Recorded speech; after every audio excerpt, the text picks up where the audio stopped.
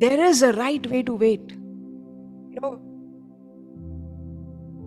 the psalmist says in Psalm 27, verse 13, I am confident of this, that I will see the goodness of the Lord in the land of the living, and so I wait. This is the kind of waiting that we should be in. Okay, I don't have a good salary right now. I'm struggling. But I am confident of this.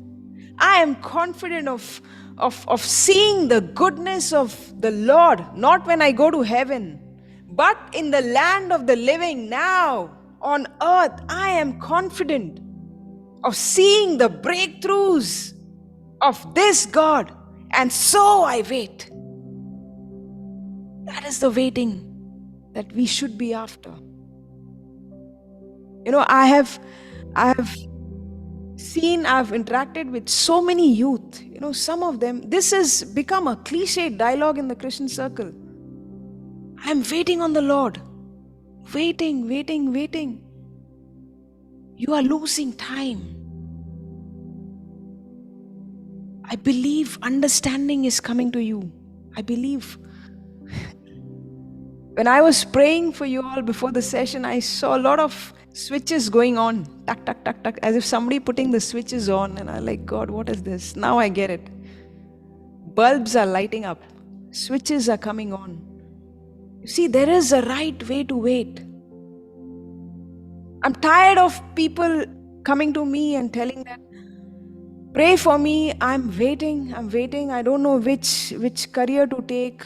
Like, you know, somebody messaged me that day, I'm sending my brother to your place. Can you just speak to my brother? He got a KT in his engineering exams, and now so many months have passed. He's not decided what career to take. He's so confused. Can you guide him? I'm like, okay, I'm not a career counselor. I think your brother needs God more than career. And so many of the youth are lost because they are waiting. Christian young boys and girls who go to church, a standard dialogue, I'm waiting on the Lord, I don't know what to take, I'm waiting, and you just keep waiting. That's not the right way to wait. You got to pursue God before you begin your waiting. This is something that I learned from my father. You need to ask God. You need to seek God. You need to knock on the door of God, and then God will give you a word. Now when you get a word from God, now you wait. Because now you're saying, I'm confident of this, that this word that my God gave is going to be fulfilled. You see, if I just tell Shiny that, Shiny just comes at one location in Bombay, and she's waiting for me. And she's going on waiting. And she's losing time because it's foolishness. And Shiny is giving me a call and saying, I'm waiting for you. And I'm like, when did I ever tell you I'm coming? I never told you I'm coming. I never told you I'm going to meet you at this time. Why are you waiting? How many of us are waiting on the Lord without even hearing a word from Him? You see, when God has to, you need to pursue God till the point that He gives you a specialized, a customized promise. In other words, so God is saying, I'll give an example, okay? So if you are struggling to find the right job, and now you know the promise of God. God in His word says that I have kept abundance for you. I came to give you a life, and a life of abundance, okay? So now you are looking at that promise and you're saying, I'm waiting on the Lord. I'm waiting on the Lord. No, it doesn't work that way. You need to pursue God and say, God, this is your written word. I need a promise for myself. And you start pursuing God. Before you wait, you pursue God. Before you wait, you pursue His word. And then something from this word is going to stand out. And God is going to tell you, okay, I'm going to give you a job in Hyderabad. And now what happens? Now you have a direction, right? And now why has that voice come to you? Because you have asked the Lord, you have sought the Lord, you have knocked on the door of the Lord.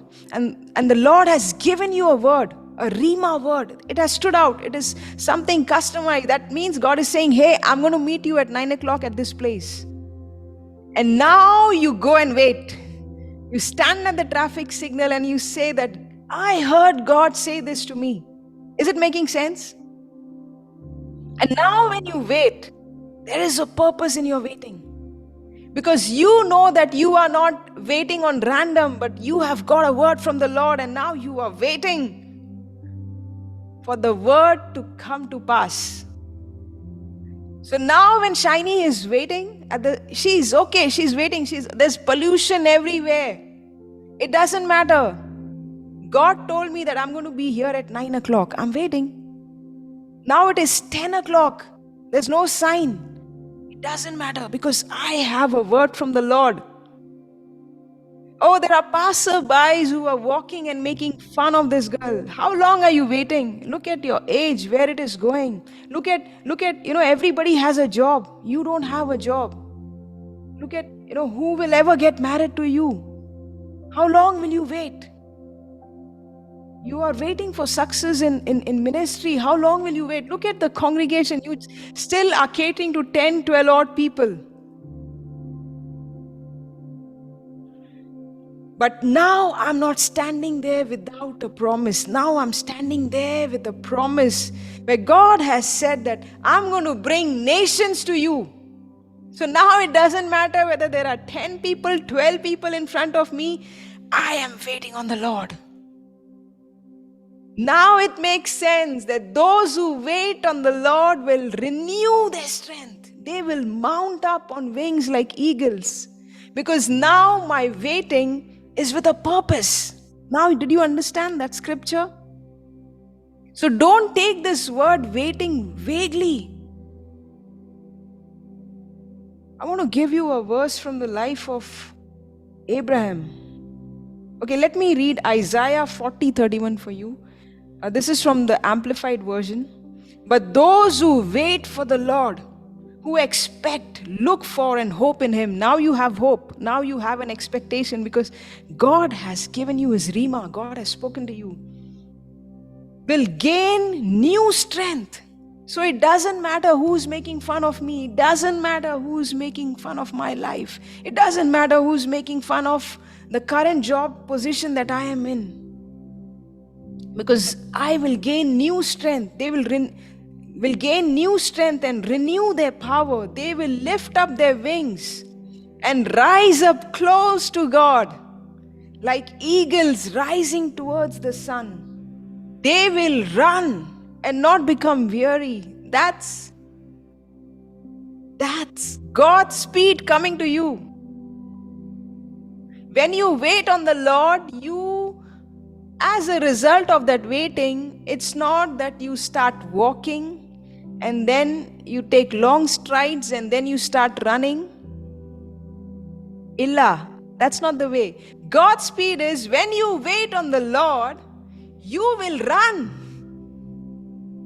I hope you got it. I hope you got it. That's point number 1. God's speed coming to you. Learn the art of waiting. The right way of waiting on the Lord.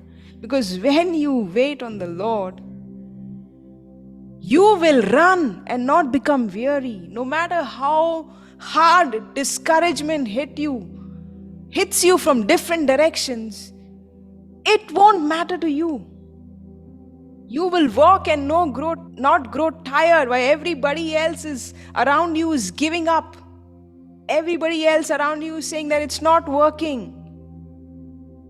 That's the problem. You see, that's a problem with our generation. We can't wait. We want everything fast. Okay, me included. I need to grow in the area of patience. If I want something you want it fast.